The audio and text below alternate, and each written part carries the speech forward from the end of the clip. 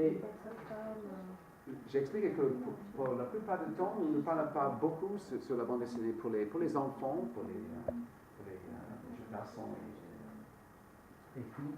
Mais, bien sûr, il y a dans la bande dessinée anglophone, il y a cet esprit anarchique. J'ai parlé il y a peut-être 2-3 ans ici, pendant le festival sur Leo Baxendale, qui est un absolu génie de bande dessinée, un peu connu et traduit en France. Et ça, c'est un autre qui s'appelle Ken Reed, avec un personnage qui s'appelle Jonah, qui est une sorte de... qui est un marin, mais chaque bateau qui l'emploie est garanti de plomber, c'est couler, ok, exact. Mais il fait des dessins magnifiques, et ça, c'est un des planches originales que nous avons faites des archives de Vino et Dandy, le Vino, le sous-titre qui continue maintenant, mais cet esprit anarchique, ça a influencé beaucoup de dessinateurs, bien sûr, ça a ajouté un esprit vraiment positif et anarchique dans la culture anglaise ou britannique. Nous voulons aussi montrer, ça c'est bien sûr, nous avons commencé en fait avec des violences un peu satiriques, un peu méchantes, mais pas vraiment sérieuses. Ici, nous sommes dans le Whitechapel de Jacques Leventreur.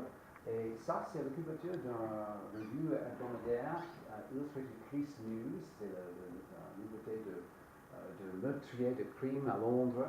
Et ça, c'est bien sûr avant CNN ou avant la photographie, par exemple.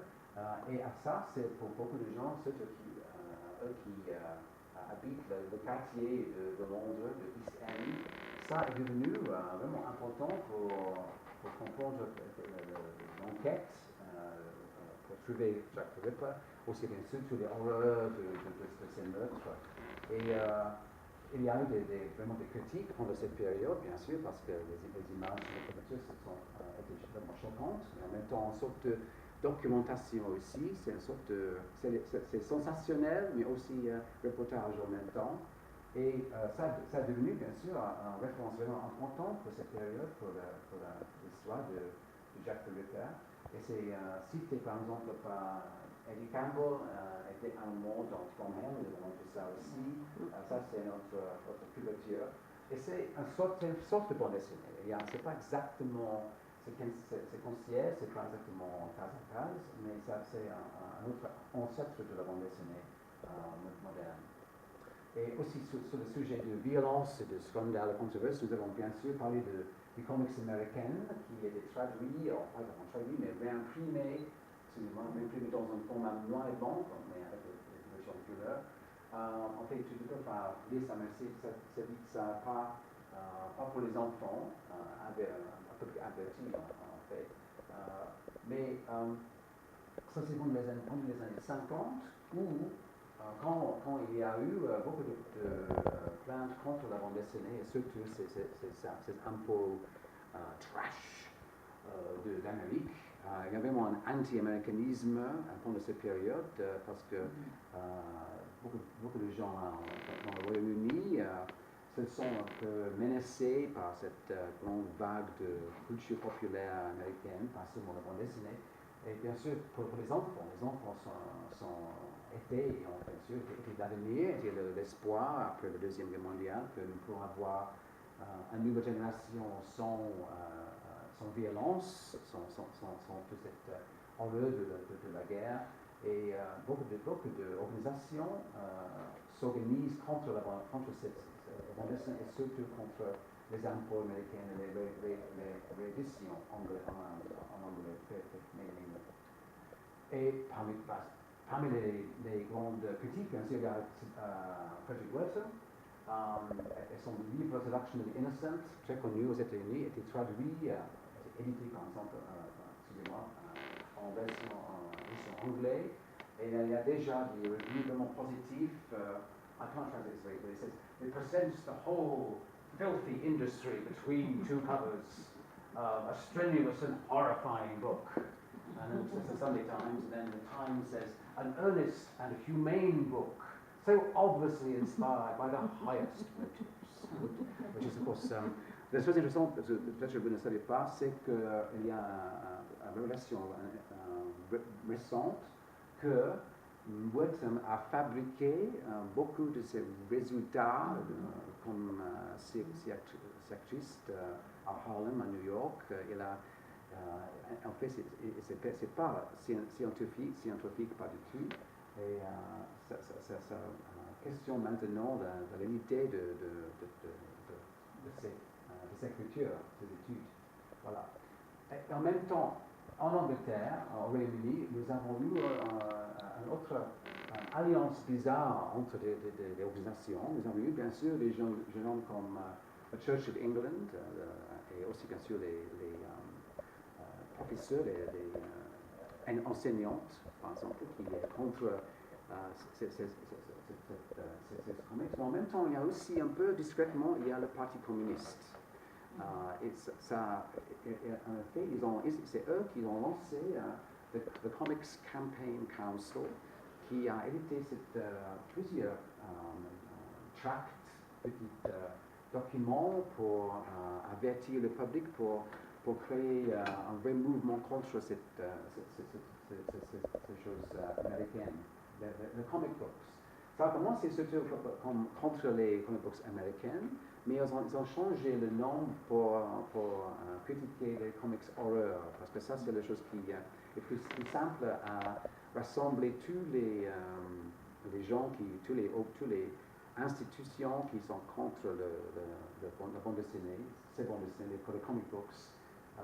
C'est horreur surtout qui se unissent, les unissent. Voilà.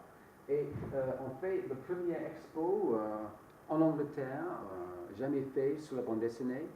Nous avons commencé avec un vrai échec, parce que c'est une exposition bien sûr contre la bande dessinée. Ça c'est l'union, le syndicat des enseignants qui ont fait ça. C'est bon, voilà. Et ça c'est bon ici, c'est avec cette petite femme. Quel intéressant. Je dois le lire.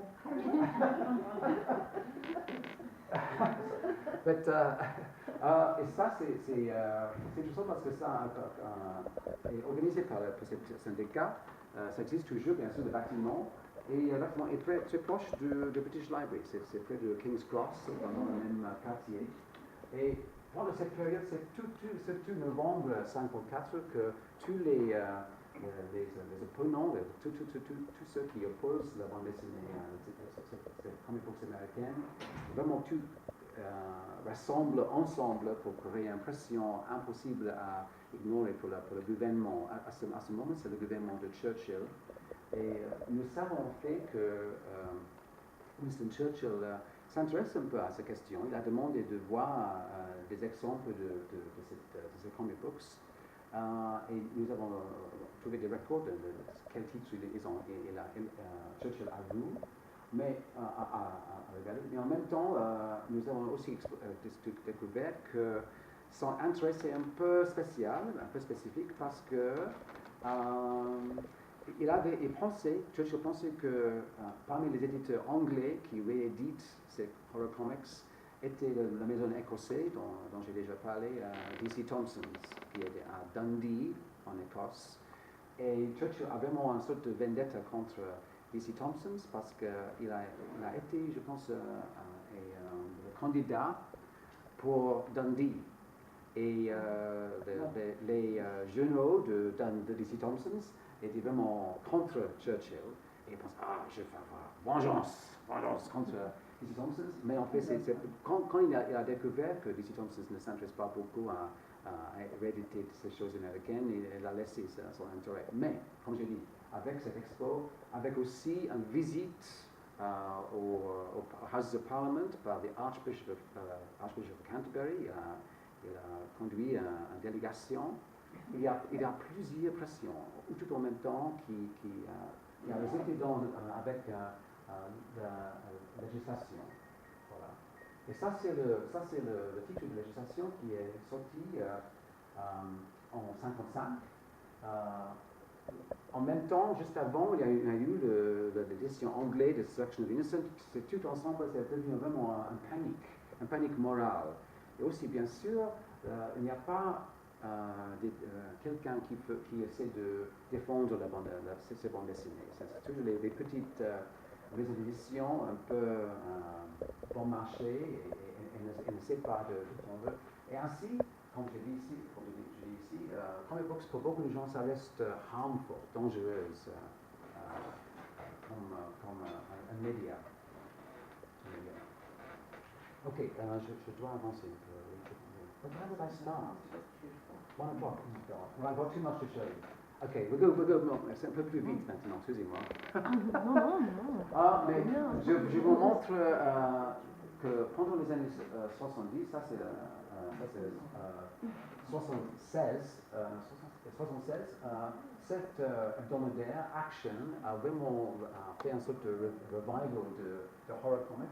Ça, bien sûr, s'inspire de Jaws par Spielberg et Hookjaw.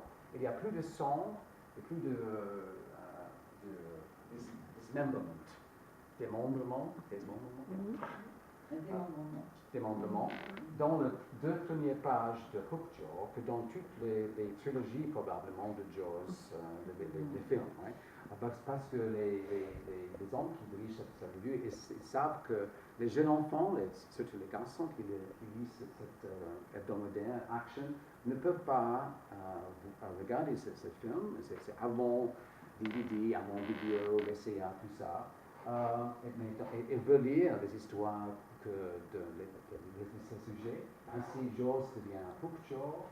Et en plus, il y a d'autres séries qui s'inspirent, par exemple, de Rollerball, ou le film Rollerball, par exemple, aussi s'inspire de Dirty Harry par Clint Eastwood. C'est devenu des personnages un peu typiques. Mais il y a eu des vrais criticismes dans la presse, dans les médias contre cette vente. Ils ont vraiment fait un lien entre Action et avec les comic books des années 50, les comic books américaines d'horreur, et en plus aussi avec autres controverses avant ça dans la presse pour les enfants enfantines en Angleterre. Et cette couverture est aussi vraiment difficile parce qu'il y a, ça c'est une histoire un peu orwellienne, peut-être, ou dans un avenir, presque tous les adultes sont morts de maladies mystérieuses, extraterrestres, et il reste surtout les teenagers c'est un peu comme Lord of the Flies, Seigneur de Bouche, par William Golding. Et la société est vraiment bouleversée par tous ces changements. Et sur la couverture, tu vois, il y a cet homme-là, attaqué par cette teenager. Et là, il y a une casquette d'un gendarme. Ouais. Et c'est pas clair que c'est possible que ça, qu'il est policeman, mais c'est pas exactement clair. Mais à cause de ça, les médias sont vraiment choqués par cette image. Je pense que c'est vraiment négatif. Et c'est pendant cette période des années 70, nous avons eu des émeutes, nous avons eu des violences dans la rue de Londres et autres grandes villes de cité anglais, parce qu'il y a beaucoup de tensions raciales, mais aussi à cause du chômage, par exemple. Et là-dedans, dans ce même numéro, il y a aussi une histoire sur le football. Et là, il y a une case où quelqu'un jette une bouteille. Bien sûr, c'est un comic book pour les enfants, c'est pas une bouteille de bière, c'est une bouteille de Coca-Cola, ouais, beaucoup plus dangereux. Et il frappe la tête de footballeur. Et la mauvaise chose, c'est que la femme qui fait ça, c'est un petit punk, un fille punk, n'est pas condamnée, n'est pas accusée. She gets away free. Exactement. Et ça a vraiment choqué la presse. Il y a eu, ça c'est dans le Sun, et ça c'est dans le Daily Mail, il y a eu beaucoup de couverture de ça, de ce scandale. Et puis cette ça c'est bien sûr, c'est le prix de Seven Penny Nightmare, mais ça c'est aussi une sorte de référence à The Penny Dreadful. A Penny Dreadful, c'est un format avant la bande dessinée, vraiment populaire. Ça coûte un penny, bien sûr, et c'est toujours les histoires d'horreur. Peut-être le plus connu reste Sweeney Todd, qui est devenu un film et aussi un musical. Et ça a commencé comme un serial, il y a avec des couvertures vraiment excitantes, un peu lurid. Comment vous dites lurid? Comme choquante. Mais à cause de ça, en fait, il y a eu les chefs de la Football Association, l'association de football, a condamné cette bande dessinée. Ainsi, l'éditeur il a annulé l'action immédiatement. Il a retiré l'exemplaire des kiosques. Et après un mois, il a relancé Action dans une version vraiment ennuyeuse, sans aucune violence, il reste toujours le requin. Le requin ne mange pas beaucoup, il n'y a pas beaucoup de sang, par exemple. Et tous les lecteurs s'ennuient vraiment de Action parce qu'il devient un peu nul. Et bien sûr, ça ne se vend pas, c'est disparu bientôt. Ouais. Et dans cette section-ci, nous sommes toujours dans la même section, excusez-moi, mais je vais vous montrer, ça c'est une chose fascinante, c'est la chose la plus ancienne que notre collègue Albert Schlavi nous a montré. Ils ont une collection incroyable de choses de Moyen-Âge. Ça date de 1470 environ. C'est pas absolument honnêtement anglais, britannique, c'est en fait allemand. Et ça veut dire que ça c'est un Biblia Pauperum, ça veut dire une Bible pour les pauvres. Et c'est comme vous pouvez voir, c'est vraiment dans un format vraiment proche à la bande dessinée, avec des couleurs fabuleuses. C'est fait bien sûr avec en bloc, avec bloc de bois ou bloc, et coloré à la main bien sûr. Et ça c'est une histoire de Bible, je pense que c'est Saint Georges contre le dragon, quelque chose comme ça je pense. Et vous peut-être pensez que un Bible pour les pauvres, ça doit voulait dire que c'est quelque chose bon marché à diffuser en beaucoup de numéros, beaucoup d'exemplaires, pas trop cher. Mais en fait, c'est pas fait pour ça. C'est quelque chose qu'on fait toujours pour les monks. Pour les moines, voilà. Et pour aider à éduquer le grand public. C'est un peu comme les fenêtres vitrines, voilà, les vitraux dans les églises. Ouais. Et aussi, ils sont utilisés par des gens avec beaucoup d'argent pour une sorte d'aide-mémoire pendant le prière, pendant le pensée religieuse, comme ça. Cette section, nous avons montré quelques autres bandes dessinées plus récents qui ont utilisé les images pour les sujets religieux difficiles. Par exemple, ça c'est une page de Preacher qui est, comme vous savez, sur un homme de l'Église qui lutte contre Dieu lui-même, par exemple. Et pour finir, nous vous montrons aussi une image vraiment violente et difficile à regarder. Et peut-être que c'est seulement choquant et nasty, par exemple, comme Tales from the Crypt, mais c'est fait par un dessinateur, John Hickenton, qui a la maladie multiple sclérose multiple, ainsi son corps est vraiment se détruit. Et ils ont fait pour ces derniers mois, 100 mois de cette maladie, a fait une histoire allégorique, horrifique bien sûr, mais autobiographique en même temps. Et après, il a décidé il a voyagé en Suisse pour faire le suicide assisté avec Dignitas. Et c'est vraiment puissant comme histoire. Et nous montrons ça parce que ça peut apparaître horrible et nasty, comme Clive Barker ou quelque chose comme ça. Mais en fait, il y a vraiment des niveaux de lecture et de subtilité dans cette image. Ok. Deuxième section, nous avons un petit temps, oui, je pense. Oui. La titre c'est to see ourselves, ça veut dire à nous regarder. Et dans ça, nous voulions montrer comment se représentent les secteurs de société, les pauvres, les riches, toutes les classes. Parce que comme vous savez, Angleterre, Royaume-Uni est vraiment toujours vraiment avec des niveaux de classe, c'est pas typique seulement de l'Angleterre, bien sûr dans le Royaume-Uni, mais de l'Angleterre. Et dans ça, nous voulions montrer comment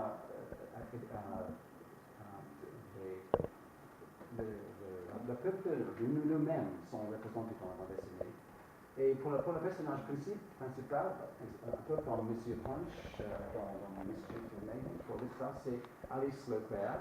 Alice le Père est presque absolument oublié maintenant, mais pendant cette période de grand succès, il y a un hebdo qui s'appelle Alice Sloper's Half Holiday, un demi-vacances. Ça, c'est une référence parce que pendant cette période, c'est environ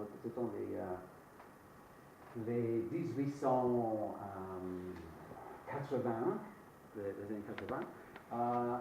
Pour la première fois, les ouvriers peuvent avoir l'après-midi, le samedi, maintenant, comme vacances.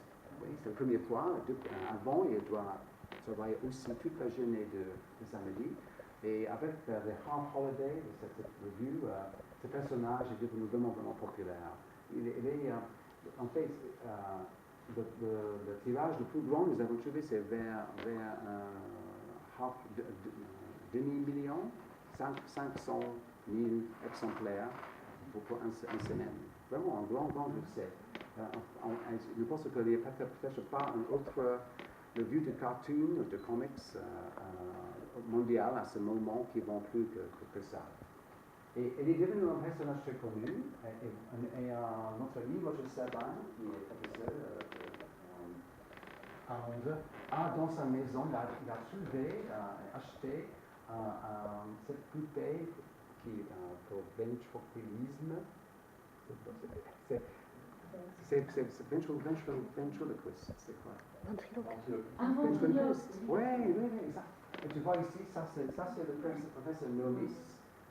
Il s'appelle Simon Ross. Le professeur Nomis, bien sûr, c'est l'ouest de Sinon. Et là, tu peux voir aussi qu'en bas, il y a une boîte qui dit visez Alice Sloper's Half Holiday. Et Roger Nomis a fait cette chose remarquable parce que c'est quelque chose de vraiment fragile, mais c'est utilisé par le professeur Nomis dans les music halls. Nous avons toutes les salles de entertainment, des choses musicales par exemple, mais aussi la comédienne. Et Alice Sloper est très connue dans toute la pays à cause de cette revue et aussi à cause de cette version. Il y a beaucoup de marchandises aussi d'Alice Sloper et maintenant, bien sûr, elle est presque inconnue. Voilà. Et ça, c'est quelques pages de Alice Sloper. Ça, c'est l'enfance de Alice Sloper. Excusez-moi, l'image est un peu sombre. Mais c'est dessiné, c'est intéressant, c'est que c'est dessiné par un Française, Émilie de Tessier, qui est le nom de plume Marie Duval. Elle est venue à Londres et tombée amoureuse avec Charles Ross, qui a créé le personnage initialement, dans une revue qui s'appelle Judy. Judy, bien sûr, c'est la femme de Punch. Et Judy est un autre hebdomadaire satirique, plein de cartoons, aussi de bandes dessinées. Voilà. Okay, I think I'm going to have to be a bit quicker now. But, nous avons parlé par exemple des impressions vers les ouvrières. Ça, c'est quelqu'un qui vraiment monte à peindre un mur. Et c'est typique de la méfiance entre les classes de middle classes et les upper classes vers les ouvrières, par exemple, qui nous trichent. Ils sont paresseux, par exemple. Voilà. Ok. Et en même temps, notre découverte, ou redécouverte, excusez-moi, l'image c'est un peu Vas-y. Voilà. Mais c'est les bandes dessinées dans deux revues fascinantes. Ça, c'est le graphique. Et en plus, il y a aussi les Illustrated London News. Ce sont des récentes découvertes, découvertes par Thierry Smaldron, qui est un grand spécialiste de l'histoire de la bande dessinée française, qui bien sûr enseigne ici à l'école, à Angoulême, dans l'école d'art. Parce que la plupart des historiens pensent qu'il n'y a pas vraiment de bande dessinée dans ces jeux, surtout dans le news, le graphique. Mais Thierry m'a averti qu'il y a vraiment des choses fascinantes. Ces deux images sont intéressantes parce qu'ils sont basés sur les esquisses et les expériences du lecteur. Et ça, c'est dans, comme vous dites, vous voyez, c'est dans la période victorienne en Angleterre. C'est vraiment intéressant parce que ça nous donne une sorte de vision de la vie sociale. Et c'est bien sûr un lieu comme le graphique et n'est pas quelque chose un peu laid et un peu bon marché, un peu pour le grand public, par exemple, comme Aristotle's Holiday, le graphique est acheté surtout par les gens plus intelligents, avec plus de connaissances du monde, par exemple, tout ça, qui s'intéresse à lire chaque semaine. Voilà, et c'est aussi en couleur. Ça, c'est seulement spécifiquement pour les suppléments de Noël. C'est à cause de ça que ça va rester un peu caché dans les basements de British Library, un peu pas exactement apprécié et reconnu comme de vrais bandes dessinées pionniers du 19e siècle. Et ça, c'est une image plus claire de notre, que nous avons montré. Mais ça, c'est de notre revue Illustrated London News. C'est la première revue illustrée sur les actualités au monde. Et c'est avant la photographie, bien sûr. Et aussi, dans le supplément de Noël, il y a des bandes dessinées élégants et très narratifs, mais dans un style inattendu ça, c'est vraiment avant, par exemple, le grand marché pour la bande dessinée dans les journaux aux États-Unis. Et ça, c'est vraiment fascinant à démontrer. Ok. Un handicap très connu, bien sûr, ici aussi en France, grâce à Charles Sirel, par exemple. Mais ça, peut-être, c'est un handicap que vous ne reconnaissez pas, parce que ça, c'est dans un dessin d'allure, par un bon quotidien, mais aussi, il est vraiment choquant parce qu'il est wife beater. Il a battu sa femme et il dit quelque chose comme je n'ai pas beaucoup de plaisir, mais un de mes plaisirs, c'est de vous battre. Et ça, c'est un geste horrible, ouais, c'est stupide, c'est vraiment misogyniste, tout ça, mais ça fait facilement à montrer qu'un handicap a commencé comme vraiment un personnage un peu avec des choses complexes, difficiles et violentes dans ses personnalités. Aussi, nous avons trouvé un bande dessinée vraiment fascinant, peut-être un des premiers bandes dessinées autobiographiques au monde, je ne sais pas exactement, mais c'est anonyme, c'est dans un annuel. Vous savez, en Angleterre, que nous avons chaque Noël, il y a toujours les bouquins pour les enfants, les cadeaux cartonnés. Et ça, la couverture, c'est vraiment innocent, un peu simple de trouver cette histoire vraiment choquante d'un vrai survivant d'un prisonnier japonais pendant la Deuxième Guerre mondiale. Ça se vit exactement comme quelqu'un qui a vraiment vécu cette expérience. Et c'est fascinant à montrer ça comme autobiographique dans la bande dessinée. Nous voulions, notre problème pour faire cette expo, c'est que nous voulions, si possible, trouver les créateurs femmes. Pas seulement parce que, comme dans la plupart du monde, la bande dessinée est seulement récemment devenue un peu plus égalitarienne vers les femmes. Il n'y en a pas assez avant. Et par exemple, avec ça, nous avons montré la première anthologie de bande dessinée underground par les femmes. Et nous avons aussi découvert des femmes jamais exposées, jamais reconnues avant. Voilà. Aussi, bien sûr, nous cherchons des voix d'autres ethnicités, autres races, par exemple, parce que bien sûr, en Royaume-Uni, est vraiment multiculturel. Et ça, c'est une revue qui s'appelle Black Eye, qui était le premier, non, en fait, c'est le deuxième mensuel créé complètement par des gens noirs, des gens afro-anglais, et qui traite exactement de personnages noirs aussi. C'est vraiment satirique et vraiment intéressant. Voilà.